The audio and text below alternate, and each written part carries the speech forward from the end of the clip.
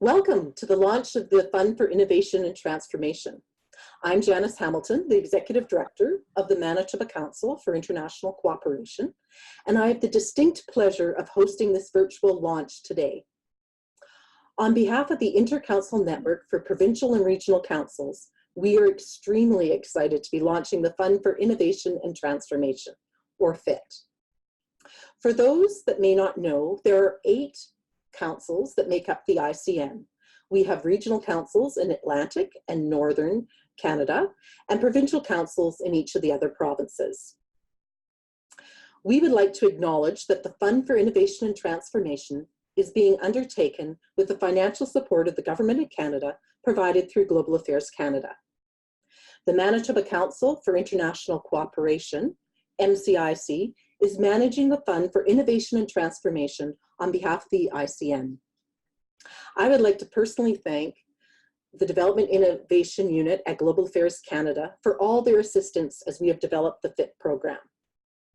Now to provide some context to the Fund for Innovation and Transformation. In May 2017, the Minister of International Development announced $100 million in funding for small and medium-sized organizations. At that time, the Minister said the funding would, 1, support innovative programs related to key government priorities, notably the empowerment of women and girls.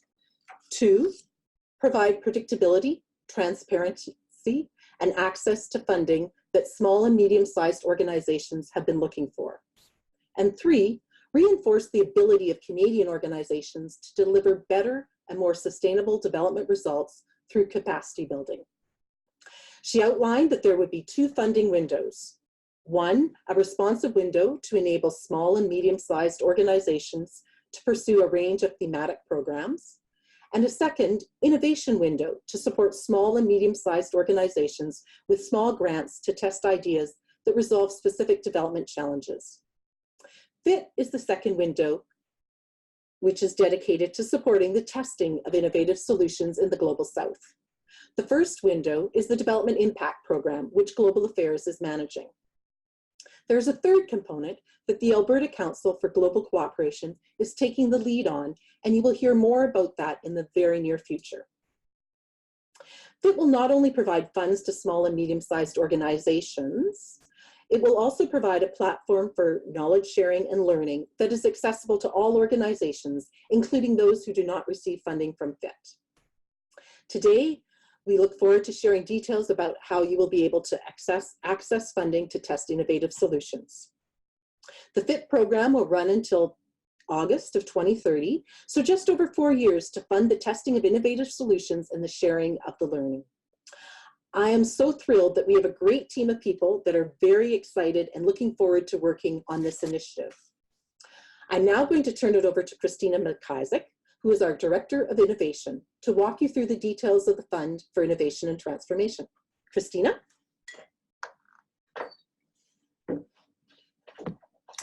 Thanks, Janice, for providing some additional content or context to FIT. And hello, everyone, and welcome to the launch of the Fund for Innovation and Transformation. Let's get started.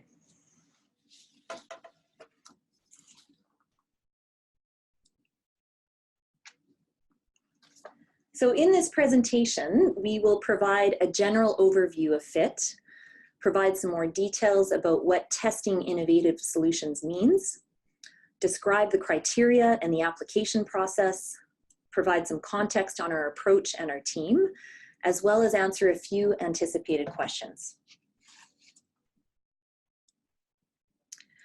As mentioned earlier, the Fund for Innovation and Transformation was developed to enable Canadian small and medium-sized organizations, or SMOs, to partner with local organizations in the Global South to test innovative solutions that will reduce poverty and empower women and girls.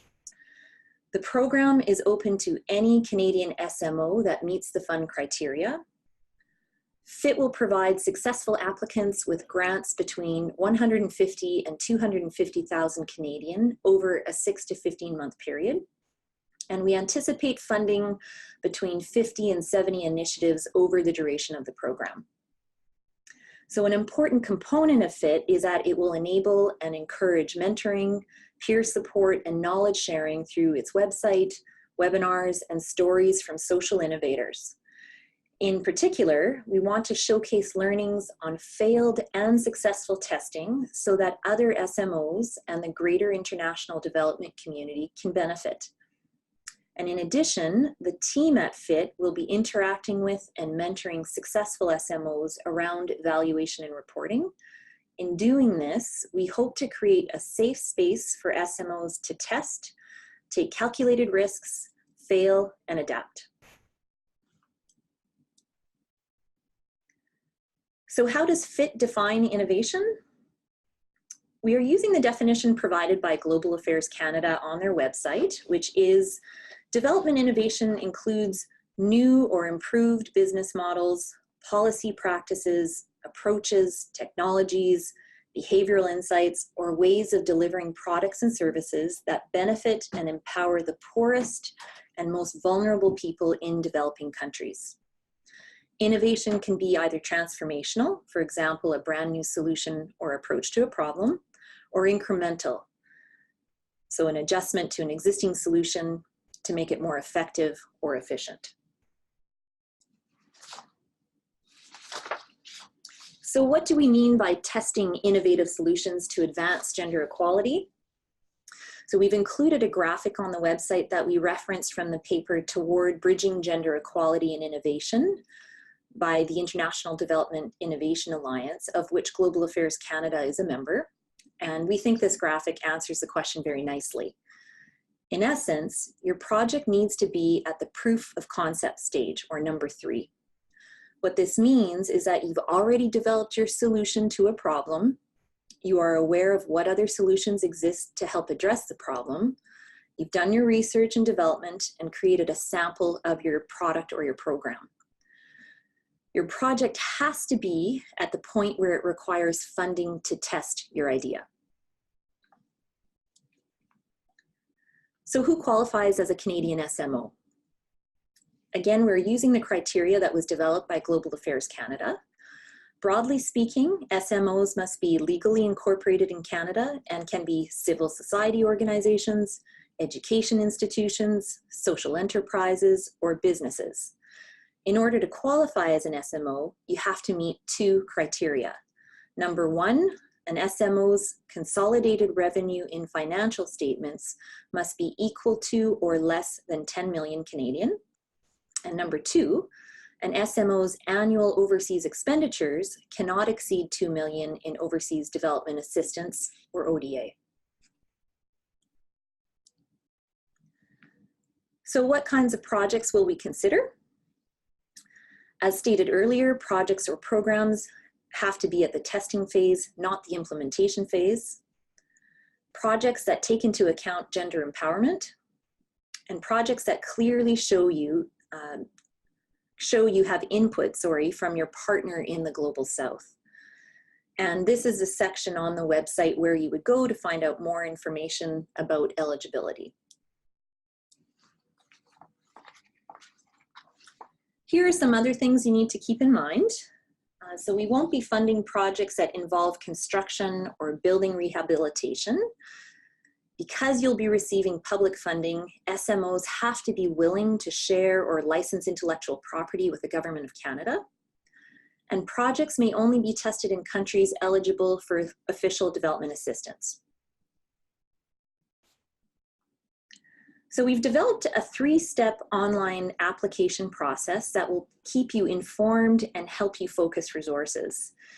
You can see the screenshot from the website here, where we have outlined 3 milestones of the process. And I'll provide some more detail in the coming slides. So how does an SMO apply for FIT funding? The first step is to fill out the online application form, which you can access from the Apply button on the website. Once you submit the application, you will receive an immediate response, and eligible applicants will be invited to move on to step 2. To give you some comfort, we realize that this will be the first time that we test our system, so we will also be reviewing the applications manually to ensure that there were no errors and that we account for any unforeseen exceptions. And if there are problems, we will follow up with you directly. In step 2, eligible applicants will be prompted to set up a user account. You will have approximately 6 weeks to submit your concept note and other information. The concept note guidelines can be downloaded from the website at any time.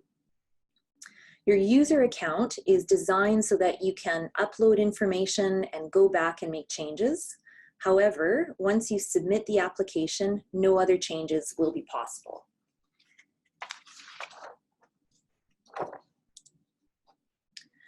Once concept notes are reviewed and decisions made, selected SMOs will be invited to move on to step 3 and submit a full proposal. You will have approximately 6 weeks to do so. Proposal guidelines will be developed by the FIT team at a later date and posted online once they're ready. And it's important to note that not all proposals will be selected for funding. The review process. Concept notes and proposals will be reviewed by the FIT team as well as an external review committee. We will be evaluating proposals based on elements like whether it's a promising idea, if there is strong content, and if it's meeting a need. They should be well written, succinct, and clear so that someone who is not familiar with your project can quickly understand. We will also be looking for a variety of projects in a variety of locations. SMOs can determine eligibility at any time starting today. The first intake of concept notes are due no later than July 22nd, 2019. You can find key dates listed online. These dates are, of course, subject to change. We are aiming to do 2 intakes per year, but we expect to have a better sense after our first intake whether a fall 2019 intake will be possible.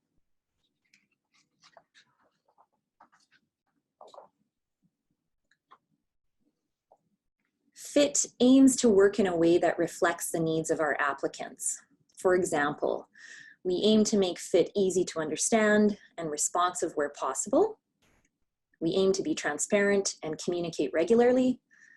We have created a user-friendly 3-step application process.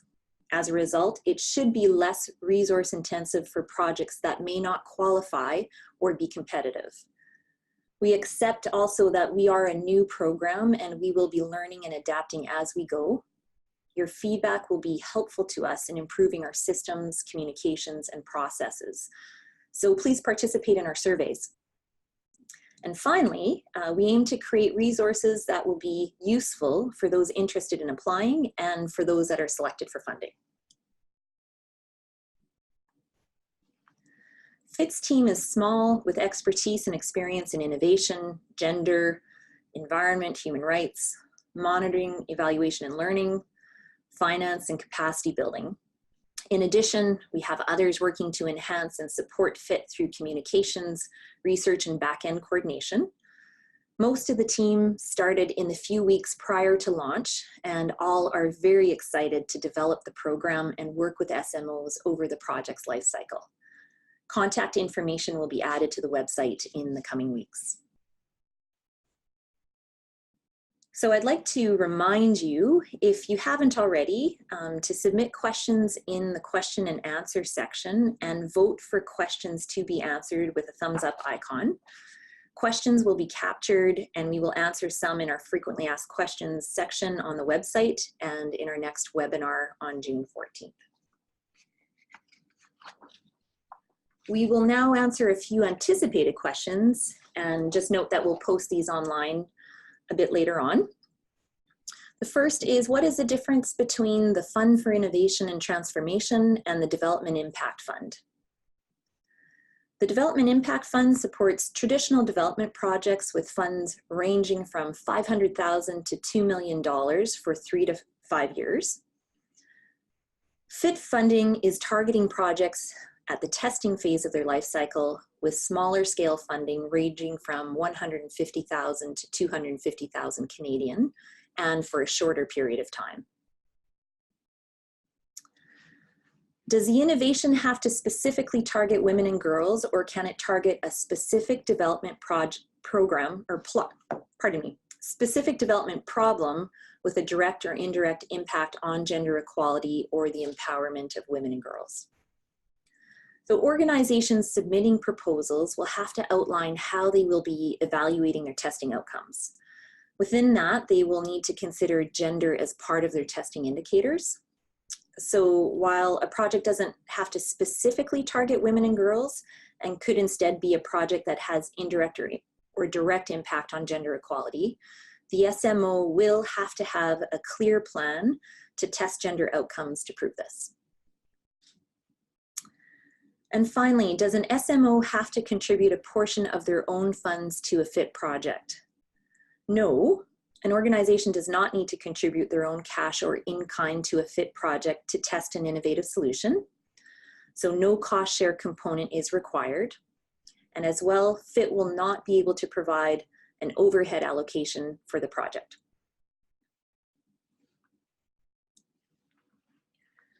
Finally, the ICN would like to re-acknowledge that the Fund for Innovation and Transformation is undertaken with the financial support of the Government of Canada, provided through Global Affairs Canada. And to sum up, FIT's website, fit-fit.ca, is live today. So go check it out for more details and for updates. You can see our Twitter handle and general email on the screen. We will also be updating contact information for the team very soon. And finally, we have more news in the webinar and update section online. For instance, if you haven't already filled out the baseline survey, please take 5 minutes to do so this week. Our next webinar on the concept note is on June 14th, so come back early next week to register. And finally, a reminder, if you wish to download today's presentation, it will be available this week. This concludes our presentation. Thank you and have a great day.